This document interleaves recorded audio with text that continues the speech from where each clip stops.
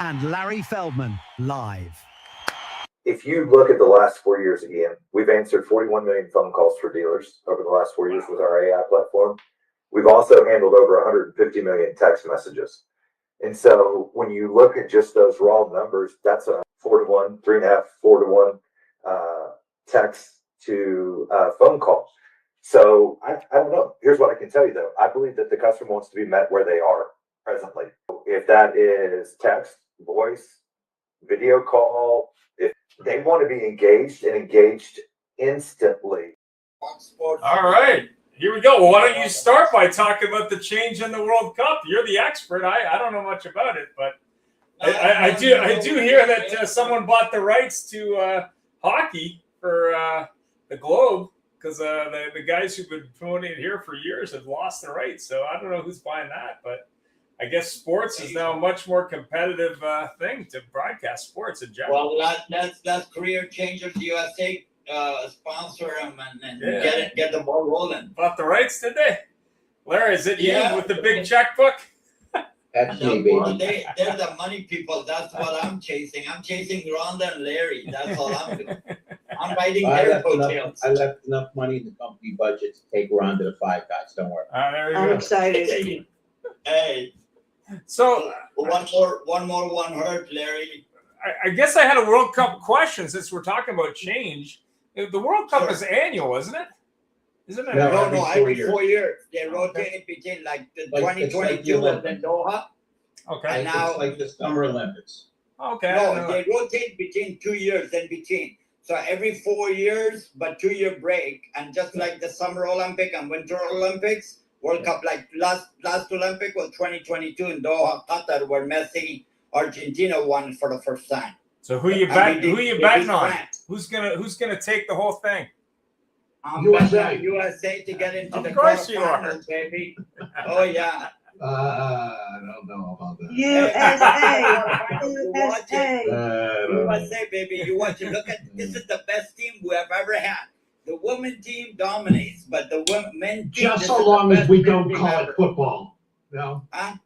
Just so long as we don't start calling it football. No. It's European football. All over the world. All over the world, it's considered football. Football. You know, we got over 2.5 billion people watching it. And especially when it comes to the finals, probably 3 billion when it comes to the MetLife. You know what the best part is? Wait a minute. We got 3.1 billion tuned in tonight. What's the big deal about it? Yeah, right. What? The best part is watching all these Europeans and other foreigners come to the United States and discover that we have food. and guess who's the number one food that is getting the thing? Who would have guessed that Taco Bell is their favorite? Oh, yeah. They're going to Wawa. Waffle House and Taco Bell. Yeah, but Taco Bell isn't really Mexican food, man. That's like late night questionable food. Hey, there's our buddy Doug Reeves. Doug, who are you voting for, Doug? Voting for what? The World Cup, dude. Come on. It's in North America this year. Who's gonna take it? Who are you betting on? A team from Europe. So I'm gonna go either England or France. Oh, okay. England or France? Well, England is favorite. England has got its best team ever. Oh, and England is the favorite to win it all. Fair enough. And Mr. Mike, who was your vote for, man? Ireland. The other part of England. Is Scotland still in it? Yeah. It's just Group 1 right now. It's just started. Everybody has played one game. And then the big game is, of course, this Friday against Australia. US against Australia Friday night. And oh, yeah. Yeah, you know, once you score 4-1, that gives you advantage on the goals, and you get 3 points. So you got the goal differential and the points. Interesting. Well, my cousin was on me this week saying, "Hey, you gonna root for the Whalers?"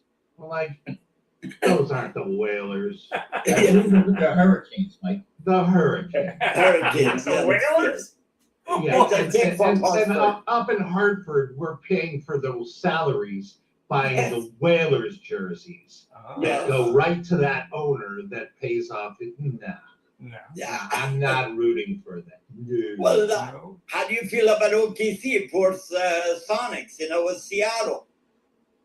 You Brother, know, that's not yeah. a travesty.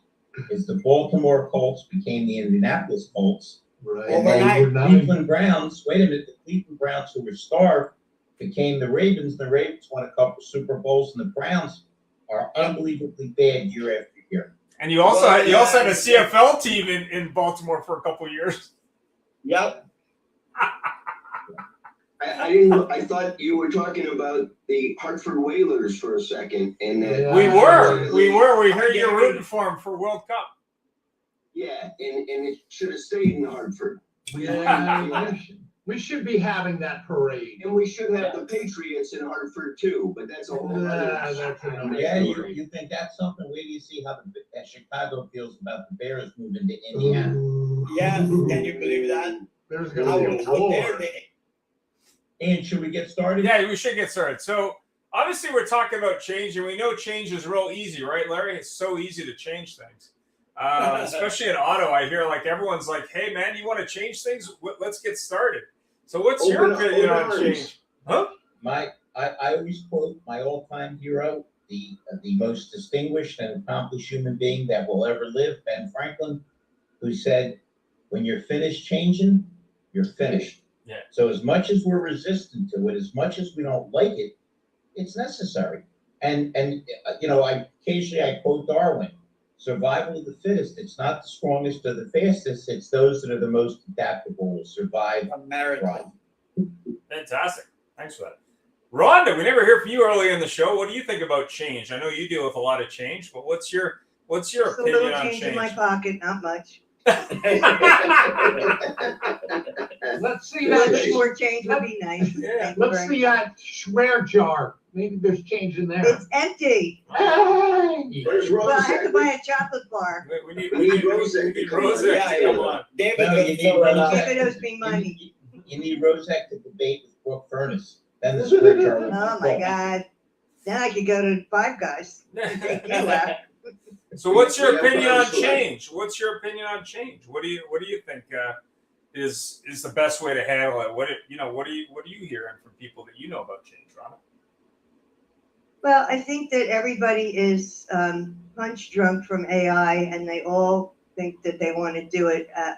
The smart ones are sitting back a little bit, saying, "I think we better research to see what it is we need before we go and buy the shiny object."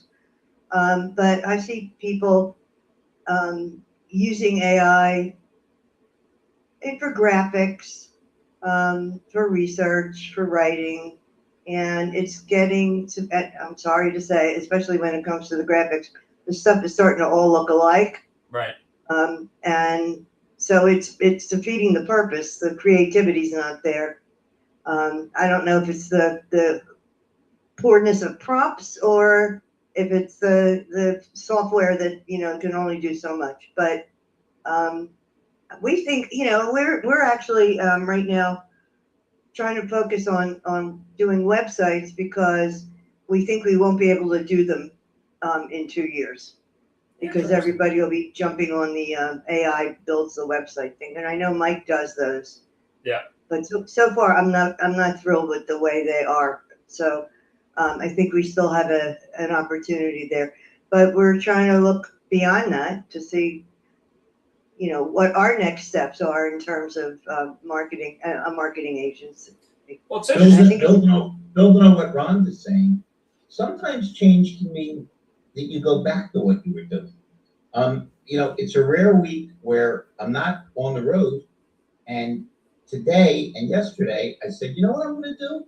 I'm just going to start calling dealers, and sure enough, I hit upon two pretty big dealer groups that look like they're very interested. Yep. Now, I've been using a million other things and techniques, but I changed a little bit, went back to the fact that I'm pretty good at dialing the phone. My finger still works, and I'm pretty good at breaking the ice, and I made contact. So change doesn't have to be radical. It can be going back to what you were doing. It can be changing what you're doing, but you don't want to stay in the same place because inevitably you go backwards. Right. Well, Yeah. so to speak to Larry's business, we've been sitting in on a ton of Zoom calls of all these people trying to sell us services or products or whatever that are supposed to solve our problems. And I still, I go back to the core question. They all want to say we can get you higher in search. Basically, we can get you in AI search. We can get you higher in search. That's going to make your business. I would like to know if dealers are going to Google or ChatGPT and saying, "Hey, who's the best trainer in America?" Because I'm not so sure they're doing that. I think they're looking for referrals among their friends. They're going to their 20 groups and they're going to trade shows and learning what they need to know in those ways, in those places. So it would be nice to be the first on Google or have ChatGPT mention us in the first paragraph, but I don't know if that would translate into sales. Well, I think So when you did ask ChatGPT who's the best trainer on earth, did they get my name spelled right? Yeah, no. As long as you have enough EEAT, Yeah. you're there. So type it in. What? Well, since you spoke up there, Mr. Silman, why don't you tell us what your thoughts are on change? What you've seen, what you do, what scares you, what you embrace. What did Winston Churchill say?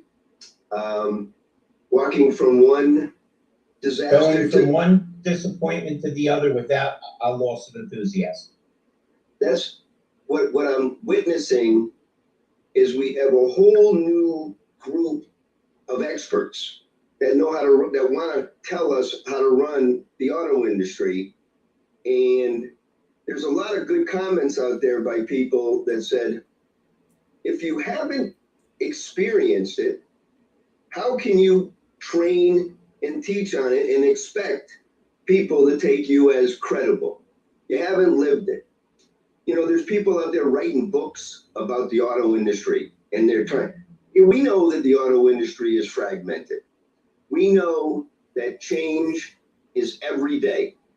And that as opposed to, I used to get frustrated a lot because you couldn't accomplish things, but every day it's different. And if you're not paying attention and you're not learning, well, as we say, you're dying. But getting back to, old school and new school, ChatGPT continuously pushes me back to building PowerPoint presentations. Sure. So my old ability with PowerPoint presentations, at least I can navigate around it. And I'll be happy to say, Michael, I just did a 13-slide presentation, and I finally figured out the record. And right on, there's recording. So as opposed to me trying to find the sequences as we were bumbling the last few days, it's right there. Click on this, and it follows you along with the slide, and then it finishes the presentation, and it automatically puts the voice on the sheet, on the page. So for me, that's amazing because I've been playing around with Tucker, and so now I've got my road to the sale. That the original road to the sale was the 10 steps, and now we have the current road to the sale, which is the first handshake is the customer going on your website. And if you're not there, and if you're not presenting it, they're going to somebody else. So what's old is new again. And it's you have to stay and you have to adapt. And before I land my plane, I'm glad to see that Doug Reeves is on today, because more and more as we look and we hear from the experts is that A to Z could be a really strong reality. And not that we want to get rid of F&I managers, but there's customers that would rather be treated one person all the way through. So why not start looking at a hybrid where you can have the best of both worlds? Well, hey, Doug, let's jump in, and then Christian, we want to hear from you. And by the way, Christian, if you're okay with it, I'd like to give you a call right after the show. I want to discuss something with you. It's okay with you, Mike? Certainly, no problem. Give me a call. Doug, and then Christian. Well, I think change without evaluation is chaos. I think all too many times people make change for change's sake, but they don't necessarily really think it through. And I think, Larry, you brought up a point. You know, as you contemplate new ways to obtain business, like in our line of work, sometimes the old ways are the best ways. They'll throw new ideas at you, but in the end, sometimes the old ways are the best ways. So I think it's, for me, I mean, I have changed abhorrent. I just had to get a new cell phone, and it just about blew my brains out. Just having to do that. So that being said, though, when I'm faced with change, I tend to try to internalize it, evaluate it, find the good, eliminate the bad, and then make whatever change I'm going to make. But I think too many times, and I think car dealers are like this, they'll make a change without evaluating the change, or the opposite, a great opportunity to change will come, but they don't want to evaluate that. They're just the old, it ain't broke, I'm not fixing it, I'm not changing. And I think that's what's going to hold a lot of them back. I agree, Doug, and it's so funny. I'm so open to, I mean, I work with Mike Larkin. I'll take a hint from anybody. I talked to David Rose still that, but I got on the phone with this guy, and we had a 25-minute conversation. I think 3 minutes of it was business. And when we were done, he said, I don't care what happens next. I'm bringing you out here. If I would have sent him an email, or it wouldn't have been the same. As AI grows, as we get more and more technical, it just means that being human is going to be that much more valuable. Yeah. I think you hit on it right there, is the being human. When you had a phone call, you just had a normal human conversation. It wasn't like a scripted, gotta get this, gotta get that. You let it go where it flows, and everything works out because they get to know you as a human, as opposed to you as some vendor hawking goods. I couldn't agree with you more. Christian, what are your thoughts, my buddy? You're a Christian, for anybody who doesn't know, besides doing his martial arts and being a hell of a trainer, had some shoulder problems. And man, you talk about, he's had 8-10 changes, as well as speaking at NADA just this year, correct, Christian? You are correct. The shoulder's on the mend. I'm out of the sling. I apologize for being that guy that doesn't have his camera on. I had this person go through computer gal go through my computer, and she took everything out to put everything new back in. So now I'm slowly putting my cameras back, and I told her, I said, it's like you moved my house, but then you didn't tell me where everything was. Wait a minute, Christian. You're not availing yourself of my vast technical ability. Let me know when you're ready, and I'll bring my sundial and my abacus over, and we'll straighten everything right out. Yeah, that's perfect. Yeah, exactly. Well, hey, as far as change, let's face it, we're a group of more mature people on here for the most part, at least I am. And Nicely put.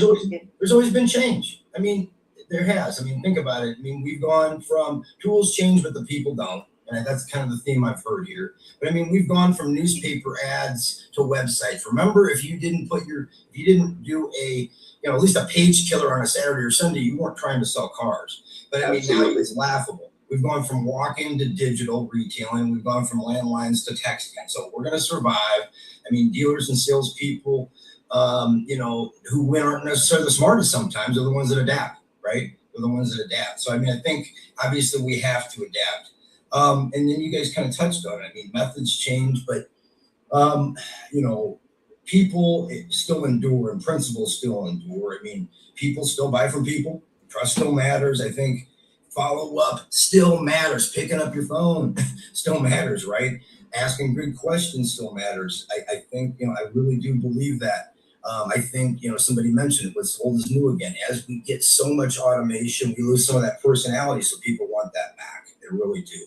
I think we also need to remember not to fight things too. I mean, sometimes I remember sitting in 1998 with a bunch of senior managers, and we literally were deciding whether we should put prices on our vehicles back then online. So, I mean, sometimes you fight it and it's coming. I mean, we knew somebody else was going to do it. So, I mean, why weren't we the first ones? I mean, we should have put our arms around it. So I'm trying to do the same thing with training when it comes to these AI tools. And, I don't think it's going to replace trainers. I think it can really help us, especially right now. I mean, they've got tools that you can take a role play, an audio role play, dump it in something, and you can come up with critiques. So there's ways we can embrace the technology. And I think that's what we've got to try to do is see how can we fit it into our existing spot. So, I mean, I'll say, automotive business has changed every decade I've been in it. And what I've noticed is none of us are going to predict exactly what's going to happen, right? I mean, everybody thought when COVID happened that we should sell all of our used cars. We get rid of our inventory. So maybe it's not predicting exactly what's going to happen. It's just creating a culture at your dealership where change is cool. It's normal. It happens, and adaptation is going to be expected. And people always are growing, and they never stop growing. I think if you've got that, then they know that, hey, change isn't the enemy. Just sitting in stagnation really is the enemy. So that's a good spot for me to stop. Hey, Christian, that's great. And two things. One, David Rosick just texted me. He's tied up. He's always on the show. So he offered his apologies. And second, it's interesting. We can look at change both ways. I honestly know guys that quit when they started to put computers, and I'm not dealing with these computers. I knew people that quit when leasing became big with Cadillac. That's crazy. On the other hand, think about how a mindset change can hurt you when you go from being naive to slick. We all know the rookie sales guys that make all the money in the world, and then all of a sudden they get smart and they go, oh, that's like too much money down. That payment's too high. They want the invoice. Yeah. Interesting. Mr. Larkin, you've converted Gary Selman to actually come into this century. So Yes. What are your thoughts on change? I put in the chat my favorite video I found online. It's got 22 million views. It's Simon Sinek's Start With Why. And he goes through the story of the Wright brothers. They changed, the society with the flying machine. Martin Luther King, he brought, the world in America together. Wait a minute. King, and if you really study King, you talk about a miraculous change. He was reluctant. He didn't want to get pushed forth. He was a preacher, and they kind of pushed him into that role, and he just grew into it. The old have greatness thrust upon him. He was an incredible preacher who wasn't so much an activist, and then obviously he changed everything. Keep going, Mike. Right. Well, I mean, and then he talks about Apple, like how that company changed the world. But his premise is all those people had people following them and their belief that they would change the world, their work would change the world. And I'm a big believer in the content that's being going out. And I see the car industry putting out content that's slop. They're throwing it against the wall and seeing what sticks. There's no rhyme or reason what they're doing. And when they follow a process that's been laid out from the big dogs, Google, and all the AIs have agreed, and Gary is following me as far as the EEAT. What does that mean? I asked people in chambers of commerce locally, how many of you, by a show of hands, have typed in and Google searched EEAT? Not one hand goes up. Oh, they got to say, hey, I talked to you at the door. You don't count. Right? So somebody's raising their hand. I'm like, no. You're cheating. But they don't know what it is. And those that are going to poo-poo it, they're not part of the early adopters. They're going to wait for a year and be so far behind that maybe they'll catch up. Maybe they won't. But the ones that are doing it now, again, it's not me saying it. No way. I'm just following what Google said. Hey, here's the way that you're going to be visible online, and do it or not do it. Well, we're already starting to see that rooftops across the country are losing leads because they're ignoring this. Either they're ignorant on it or they're ignoring it on purpose. And they're going, well, we'll see what happens next year. Okay. And that's the way it is. And Simon Sinek explains that in the video. And we're going through the early adopters now. It's a small minority. I think he mentioned it was the 12% of the population has ever heard of EEAT at this point in time. But as we go, and AI is moving so fast, more and more people are going to hear about it. I just hope it's sooner than later for some of my friends. But 12% is a higher percentage of what neurologists think we use of our brain power. They say we use 5% of our brain capacity. So Yeah, it's not surprising that people would be reluctant to grant change. They just revised the study of 8 seconds attention span of a goldfish. That's what we have. Well, they did research, and updated it. Now it's 6 seconds. Just a quick thing is that the experts that people watch in our auto industry that get a lot of press. You've got Brian Benstock. You have Brian Kramer, Bozard Ford, Lori Church. So these are the dealers that have embraced it, and that those are the people that we should all look at, because they're setting new examples where they're operating their organization, and they're looking at everything. They're constantly looking at everything, and they're practicing. So I just wanted to point that out, Mike, but because David does it, he tries to do an excellent job with his videos and to explain what's actually happening, and dealers need to pay attention to it, because as Mike says, and David, is their lead counts are just going to not show up anymore, and they're going to wonder what happened. And it's going to be the local dealers that are putting in the right information, answering the questions to the local community. They're going to get the traffic, and those other stores are going to be invisible again. Just following up with what you just said is the difference between what I'm doing and what they're doing. And I respect those guys so much, but they're going down so many rabbit holes. I'm going down one. Yeah, no, that's true. Okay. Yeah. And I want to talk for a second about the pushback that the really big companies who have embraced AI are finding. They set up these, what are they called? Agentic agents. Agentic, right? yeah. Yeah. And then they decide that they need more functions done by AI. So that agent will create more agents. And after a while, they have so many agents that's not only expensive, they don't have people anymore. And they're thinking this might not be the way to go. So that's a change that I think we're going to back off from a little bit. Yeah. Agreed. If I may add on to what Gary and Rhonda said, and of course Michael, and over the course I've been involved with Larry and Rhonda and then Gary and of course Mr. Larkin and Ian. And one of the great joys that I found out, of course, number one is that working with my son in the same industry.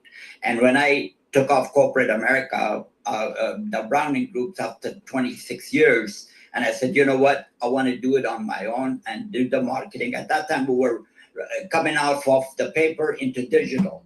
So then we brought in digital. I went to India, brought in digital to our company in Irvine with a very, very reputable dealers, Direct US, which was a Toyota rep, Mr. Robert Ruiz. Him and I been friends since 97. And then about a year and a half ago, I got a call from my buddy Abe Nasser, and it says, you know what? I left Google now that ChatGPT came in. I left a $500,000 a year job, and I got the platforms and everything, but I know where the money is, and you're my auto guy.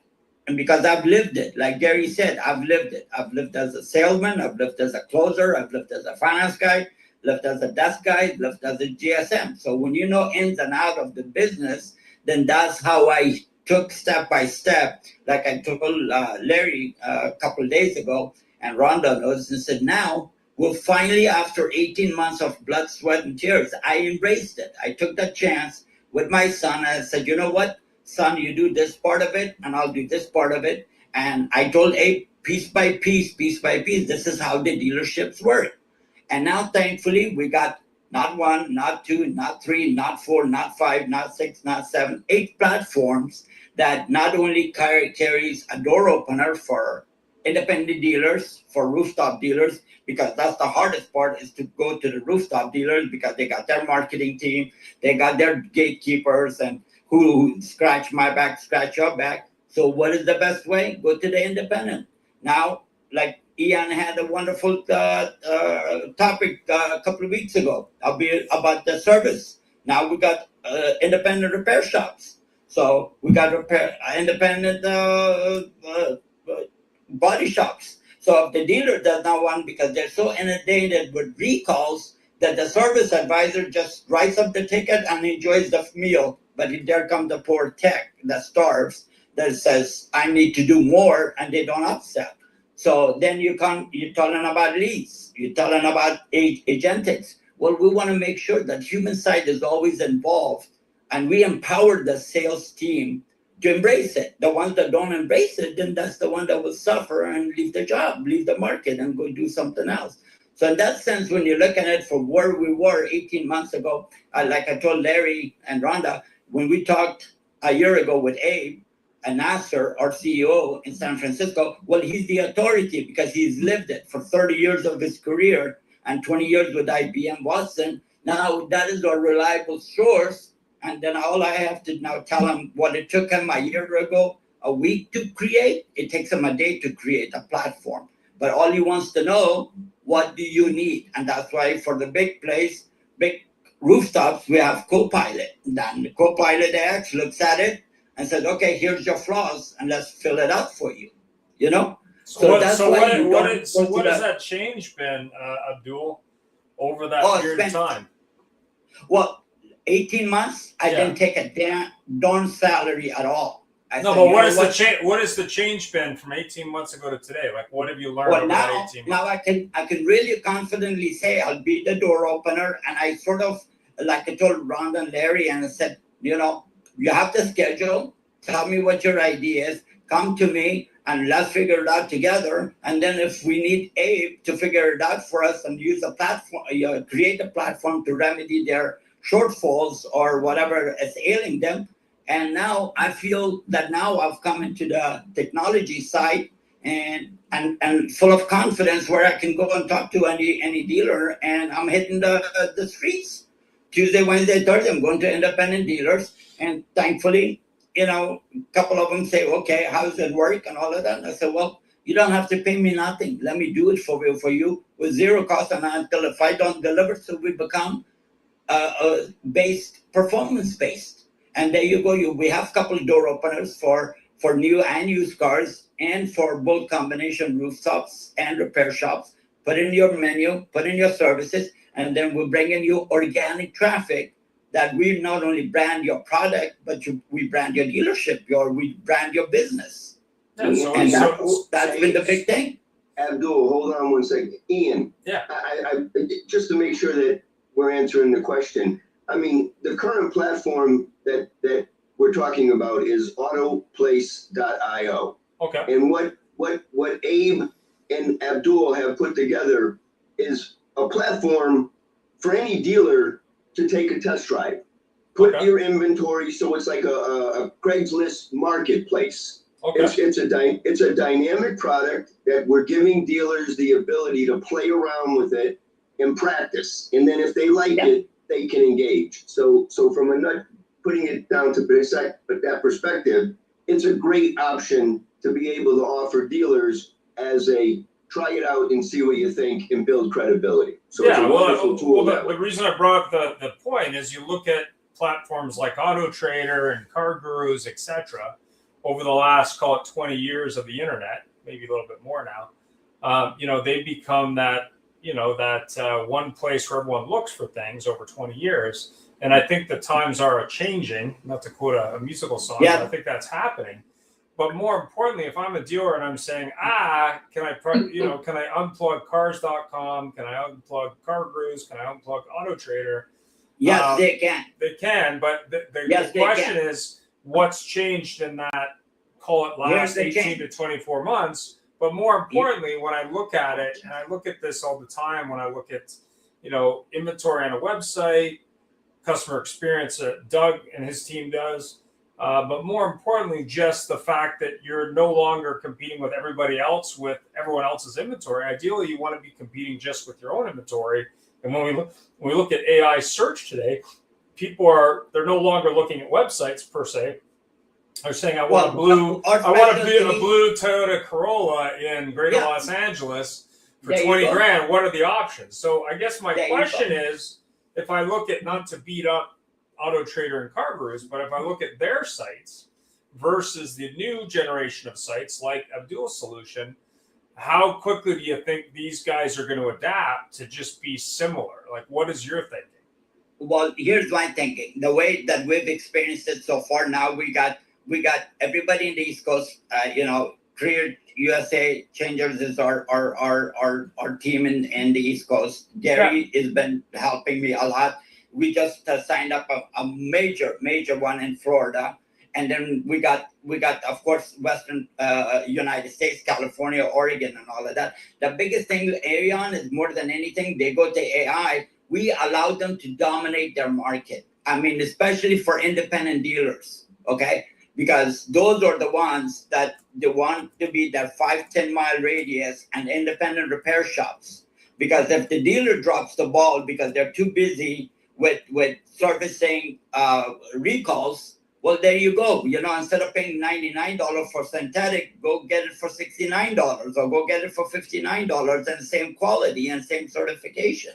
You see? So now, as the Google has changed, the statistic will show, like Abe sent me a report, 35% of Google searches are down this year. And it's going to go down and down because now they go to AI. Like you said, I want a 2022 Corolla. And there you go. We send them to that place that finds out. And we direct the organic traffic to that place and we brand that car. And that's the difference between Auto Trader and Cars.com and Auto.io or CarsAIX.com. Yeah. The last 20 years, the dealers made those places very powerful, and now they got to pull it back as carefully as possible because they're bleeding the dealers dry. Yeah, I know you're talking about statistics because a lot of the GMs, Larry knows that. You go put up the GM statistics. Well, I did this many clicks, this many pages, this many visits. Well, now your regular CEO is out of the business. It's all AI CEO that does the better tracking. It's like putting we just say we'll go parallel. We create a platform, a landing page parallel to your website, and then whatever traffic comes in, all we need is an access to your website and of course access to the DMS when it defaults. When you sign up, it defaults that's how we do the tracking and that's how we get paid. And why would you spend $150 to list on Cars.com and Auto Trader where you pay us zero until we deliver? We don't deliver, no risk, win-win for both sides. Yeah, that's what I'm kind of focusing on is the win-win-win. Yeah. I've got to win, you've got to win, and the end user has got to win. Got to win. Let's take a trip back in history, very recent history. We experienced an economic crash, maybe 2007 to 2010. Yeah. And what happened to the partners, the vendor partners? They got cut. Well, fast forward 2020 when COVID hit, same thing. They were scrambling. Now is AI, they're not taking the steps to be successful. And when they start losing massive leads, who's going to pay the price? The dealer. Yeah. We are, as far as vendor partners. Vendor, They're yeah. gonna cut us off.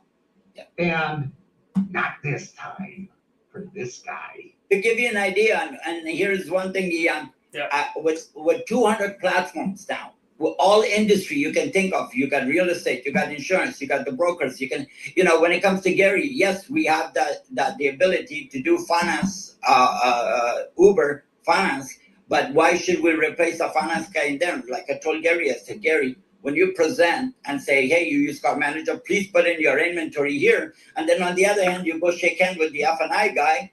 And here it is, if he doesn't have the opportunity to sell a car, the dealer, and for him to have an opportunity to sell his aftermarket products, then that's how we all three win.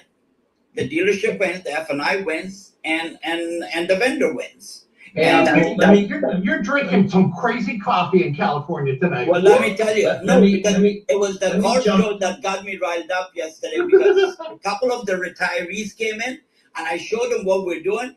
They came both aboard and today they signed up the channel partners. He says, you know what? I know so many people in South Orange County that I want to partner up with you. I said, oh my God, there you go. Thanks. I want to, since we're talking about change, one of the things that Doug Reeves has worked on is getting people to go to one person rather than multiple. And that a lot of dealers are embracing that. Doug, tell us a little bit about that. I've talked to you about it many times. But so many dealers are embracing it. Well, there's a rise, then a fall, and then it's slowly rising again. So when COVID hit, the one-person model was a smashing success because dealers were panicked about making money. How am I going to make money? One person allowed them to trim the fat and still make a ton of money. Then everybody got fat as a hog after COVID. So then dealers said, oh, I don't need it anymore.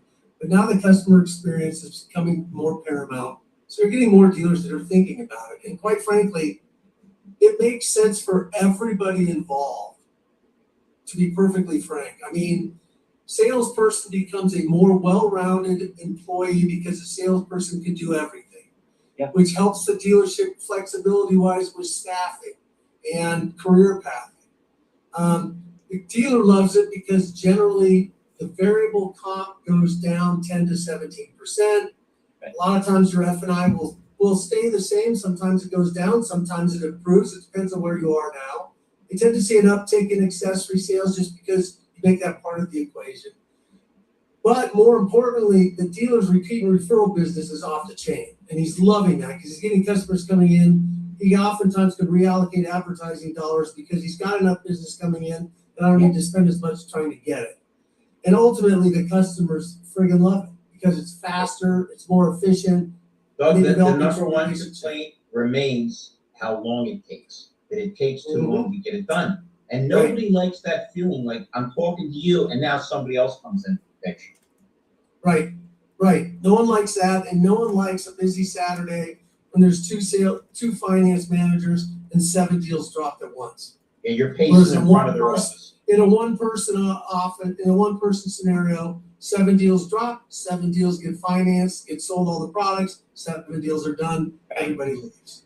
Now, to add to that, now we have the ability for new car dealerships that we have 3 AI agents that will shop that particular car to 3 dealers. And once they know the best price, they go to the dealership, test drive the car, and go straight to finance. But what's Within an interesting hour is- to an hour and a half, they're out of there. But I'll tell you this, the one-person model, and you ask anybody who's on it, the one-person model usually results in higher gross. Yes. Price becomes less of an issue because the experience trumps it. I tell people all the time, look, you can go get a steak at Bonanza or you can go to the nicest steakhouse. They're both serving meat. You go to the steakhouse because of how you're treated. That is a natural byproduct of the one-person model. 100%. Makes sense. It makes sense. Yeah, I mean, I think when you look at it, you've got to look at A, the time it takes, but B, Abdul, I think it's only a question of when dealers will get smart to all this AI shopping. I don't think that's going to be a long-term thing. I think it's interesting, but at the Yeah. end of the day, But that the ability dealers is will there. adapt to that, and then Yeah. then that'll be. But it. what I'm Over. saying is that we have that capability is there if the need arises, that if they want to utilize it, you become a one-stop shop at Samsella, and that with those 10 platforms, that allows them to streamline their business. From sales to BDC to internet to F&I to parts and to service, all under one roof. Now, David Rose. before you say anything, I want to bring a last thing in about this because it's germane to your topic. When you're talking change, a one-person model change is the ultimate change in a dealership, and it is brutal. Brutal. When you're trying to do change management and get people to adopt that. That is a dealer that's willing to do that and is committed to change because it is hard. It is hard. Let me. David Rosick's here. He's going to jump in, but let me just throw some ideas around, and then we'll hear from my buddy David. First of all, everything in our business has been change resistant. Now, none of us are old enough to remember this, but from what I've read, when the first cars came out, people were like indignant. That's never going to replace a horse. It's ridiculous. And we used to laugh. In fact, David, I'm older than you, but I can remember my parents talking about the Japanese car. The insult would be, it's built like the Japanese car. It was the ultimate insult until the gas crisis under Nixon. And then all of a sudden, you couldn't get gas, you couldn't afford gas. So people started to get smaller cars. The EV adoption and unadoption and readoption of the used vehicles. Our whole business is nothing but change. And one thing before we get to Dave, because you know he's going to have some good stuff. Ian quoted, the times they are changing. You guys know I'm a musician and music's my life. Bob Dylan was the #1 folk artist on the planet Earth. He was God in the folk industry. He saw the Beatles and he went, shit, I'm going to become a Beatle. And he went rock and roll, made one of the greatest records of all time, Highway 61 with like a Rolling Stone, and changed. People, there's constant footage of people calling him Judas because he changed. And in the meantime, the Beatles saw him and said, this guy's an unbelievable lyricist. We're writing Moon, June, Spoon. And all of a sudden, they were doing Eleanor Rigby. Change isn't easy. It's not supposed to be easy. If it was easy, everybody would be doing it. And that's what usually separates the winners from the losers. Yep. The losers will always find a reason why they can't. And a winner will say, yeah, I switched up. David, I gave you a hell of a runway, brother. I don't even know if I can follow that. This is something that like Mike Larkin should follow, not me. Hey, No He can talk about change. No way, it's all Rhonda you, needs dude. Rhonda needs a tip jar filled up, so, Yeah, whatever David. it is. And I I gotta believe you start told sending me you- from last. Fire away, I gotta David. start Fire sending away. so much- You need some we need the Venmo. money. You need a Venmo. You need a Venmo, okay. I have Venmo, PayPal, Cash App. All right, but listen. As long as you don't say WhatsApp to me, because I've gotten all these job recruiters reaching out to me for WhatsApp, and then you look at their email and it's a Gmail account, and they're from somewhere in some South American country, and they're like, I just got I got a letter that my great grand uncle or somebody out of Scotland and he has $11 million that this guy wants to give to me, and he's I'm the next legacy. It was like, okay, All you sure. got to do is send your banking information, David. just give them the social. Gary, you're not is from it? Scotland. What is he in Nigeria now or something? David, you've helped a million dealers. What do you see as some of the most interesting changes you've seen that have worked? And what do you see as being the most resistant in terms of people trying to function some kind of change to develop? I think the hardest thing for me to get to work was to help a dealer group with changing their culture and their leadership. We gave them the 4 agreements to learn. And we kind of had them focus on being impeccable to their word so that they were accountable and that everybody else felt that your word is your bond. We wanted to have everybody to be genuine. And it was a very hard fight the first 6 months. The next year, we started all emulating that. And we started not pointing fingers at each other anymore. And then we were starting to just solve things with each other. And we just started growing in our events. and the things that, just having the service managers cook for the technicians and the people one day, and then the next couple weeks go by, having a movie night for the employees and their families, and then having a, a Pinewood Derby, where the whole dealership pretty much closes for the day during the day, and we have this Pinewood Derby thing. And then just going out and taking some of your, service writers that had the best CSI out fishing for the day. And it's a paid day. And it's just, I think the thing is celebrating our people. It was hard to switch the culture, but it was the biggest success story that we had in building that culture. And we didn't have retention, and people wanted to come to work there and be part of it. When we switched to an A to Z type of format, not having finance managers load processors for a bunch of the stores, it was an amazing thing. Being a one and done type of dealer, being a one price store, it worked real well. We never really adopted at the Porsche line or the Mercedes store, but all the other stores kind of fell in line of the 6. But while we were doing that, we just had a wonderful run. We all made money. We went from selling X amount of cars to selling almost double. And this was during the COVID time. So, and then from there, we also looked at our service ROs. We spent more money on service and our retention. But it all started with just treating people right. That being impeccable to your word type of philosophy, and reading the 4 agreements with each other and sending emails about it. And, constantly just talking about it and empowering each other, it worked. At first, we failed for 6 months. We failed miserably. But the next 2.5 years that I was with them, it was amazing. When they sold, it wasn't the culture anymore. And it kind of broke my heart to work with the next group. They were a good group, but it just wasn't the same. Hey, David, hold your thought for 1 sec. I want to respond to Christian Youngren. He's quoting Henry Ford, who said, if I asked people what they wanted, they would say a faster horse. Now, his concept, what he did, completely changed the Industrial Revolution in America. But think how stubborn he was. You all know the famous quote, they can have any color they want as long as it's black. And what some of you may not know is when Thomas Edison designed the first battery, you didn't have to crank your car to start. He offered it to Ford because they were friends, and Ford scoffed at it, and he wound up giving it to General Motors. So here's a guy that changed all business. He gave everybody a raise, Dave, and every other businessman was mad at him, and he said, I want to be able to afford to buy the cars to build. But even a guy that innovative, our nature is to resist change. I didn't mean to interrupt you. No. Got my brain rolling. No, I was done. That's a great topic. That's another topic to have, because there's so many innovators and people that have changed history in automotive and manufacturing that we really don't talk about how these things started. We really don't talk about the story of Porsche or Mercedes, or even look at how Kia and Hyundai merged and how that became, and even the rise of Tesla we've seen in this age, and we've all grown to.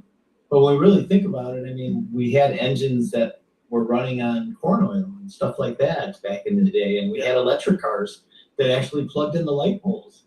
There was whole cities wired for it back in before there were, heck, right around the time that they were horse and carriage. 1900, they were building electric vehicles in Hartford.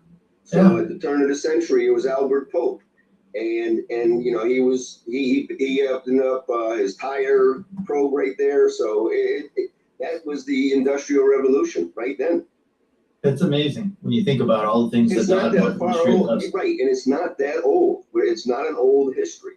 No, I mean, the amazing things, the amazing technology is changing, especially with all the things that we're utilizing with AI now. AI has become a faster tool set to help us do things. But I really think that right now we're in a growing stage, and so many AI products aren't really ready to be utilized 100%. I think the failure rate is so much higher. And I think also a big thing people are missing. All these AI companies, they're great innovators in trying to put something together to help build the car business or streamline something, right? But the problem is, to do this, in reality, you get into it and you think, I can just have ChatGPT build it. And then you have to have an architecture that uses multiple agents. Then you have to put up the guardrails and silo everything. Then you have to build the security to it. Then you have to have the integrations to it. And then you have to pay a company to integrate. And then you have to pay a Shift Digital to get allowed to be able to offer it to the dealer so you can even co-op it somehow. The cure is worse than the disease. People use it as a fail-safe. I got AI that'll take care of everything. Yeah, but it really doesn't. And that's the problem. It still takes people really to manage the behaviors because it's us that are creating the AI. And it's just learning us. And if you really pay attention to it, a ChatGPT search runs almost the same type of algorithm that Microsoft Bing runs on. And really the two of them are the same thing. It's just another product that they invested into to compete with Google that all of a sudden became relevant. And people don't realize what really happened there. That Bing and ChatGPT are really the same thing. If you really look at the search queries and break it down, they're not too far apart. But it's all the other verticals around it that have evolved. And it's amazing right now. But at the same time, we're misusing it because we're using it to cut costs and jobs. And it's not necessarily saving us money. It's a lot of noise. It's a lot of noise. It's a lot of noise, no different than when the internet was going to change the world. A lot of noise. You got geniuses coming out with lots of noise, and dealers need to do their research because they're going to go down rabbit holes with the wrong people. There's a lot of good products. There's a lot of good things we can use out of it. But, you know, an AI scheduling tool is amazing. Sure. A product that helps you with equity mining and identifying potential buyers. It's amazing. You know, but we become too dependent on these things. It's just like back in the day, we thought that digital retailing was going to sell all of our cars. We thought that if you signed up with AOL for $100,000 a month, we were going to sell 100,000 cars a month. Well, that never happened. You know, but at the same time, I remember when texting came out and email came out. I'm not gonna email anybody. I'm not gonna email leads. I got customers walking in the door and calling me. What are you talking about? Digital retailing? I don't need to worry about it. It's not gonna sell a car. So I've been wrong, and I've pivoted though every time. But I think that's what's great about humanity in the car business. Some of us are stubborn in our ways, and we believe in consistency, and that's great. But I think everybody in this room has pivoted, you know, forward many times. And I think AI is a pivot forward. We just have to find its niche. That's all. So I'm going to quit rambling. And we're almost out of time. So anyone have a final thought on change? Got about 2 minutes. Change is good. Larry. I got a quick question for David, really quick. Yeah. I asked Brian Kramer, and I didn't get a straight answer. Shocking. And you know I'm preaching the EEAT, but Yeah. of course, but between 1 and 10, okay, how important is it between 1 being that and 10 going, hey, we need to get on this? Oh yeah. Well, I would say from a urgency standpoint, it's a 10. But I would say in a relevance standpoint, because you're talking about architecture and SEO, right? You can't always out SEO a paid strategy. Sometimes you can throw enough money at it in the area, and your paid advertising will outlay your organic. But the two amplify each other. And not everybody is searching, not everybody's clicking on an ad, and not everybody is on Google, and not everybody is on, you know, streaming TV for an ad.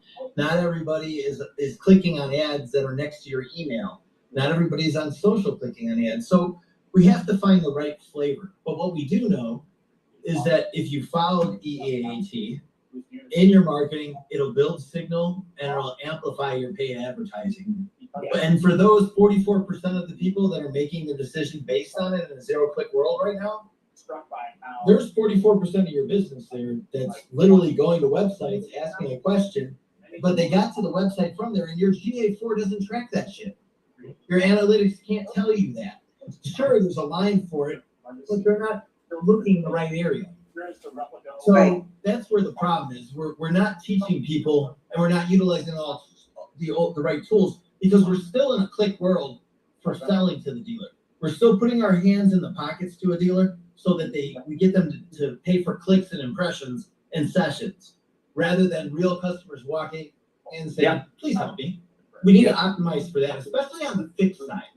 We just freaking miss it on the fixed side. So fixed is the easiest thing to fix because there's more eyeballs on it. Yeah. AI is starting for fixed, and if we just focus on fixed, we'd sell more cars. It's very Perfect way to end the Sorry to show. ramble there. Yeah.